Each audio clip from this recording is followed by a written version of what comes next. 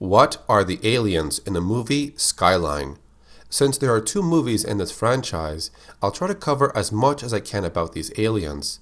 The first movie opens up with blue energy balls falling down in California. The light emitting from these things starts to change the appearance of a character called Jared, almost as if it's infecting him in some way.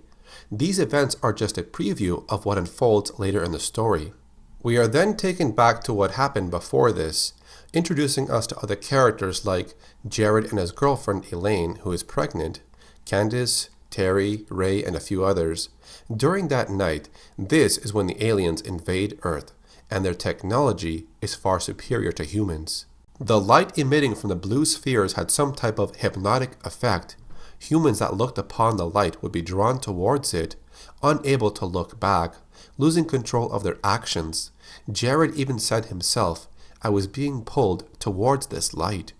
The blue spheres dropped on the city were meant to attract humans to one location, and then a giant ship would pull them upwards. Hundreds, if not thousands, could be pulled up in a single ship in a minute. What we know about them throughout the movie is that they are biomechanical in nature, which means they are a combination of flesh and machine, and their sole purpose for this invasion is to harvest human brains. The movies have different alien types, which I'll go over. The Hydras are considered to be living organisms. They are the giant craft that dropped a blue ball of light on the city, and inside they have an alien sorter. It uses a three-pronged claw and a razor blade to extract the human brains. They act as a transport vessel for smaller units. Now, while they are not meant for combat, they will act as suicide bombers if they have to. And here we have the drones, which resemble flying squids or octopus. They hunt down any humans who are not lured by the blue light.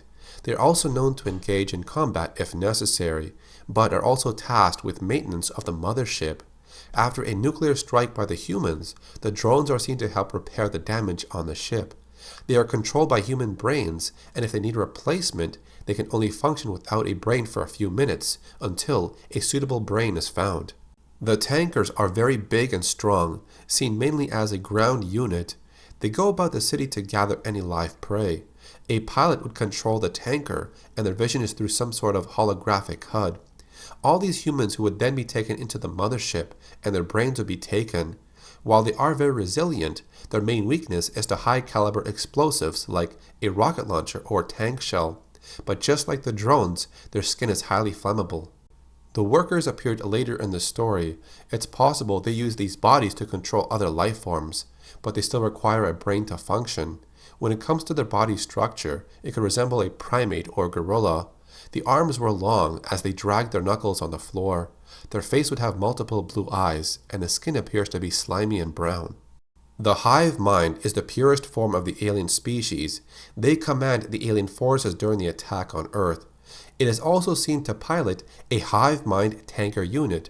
This one is far stronger than the others. Various modifications were made to this one, allowing it to be more agile, and it can fire energy blasts. It also comes with a retractable claw and that blue light used on humans.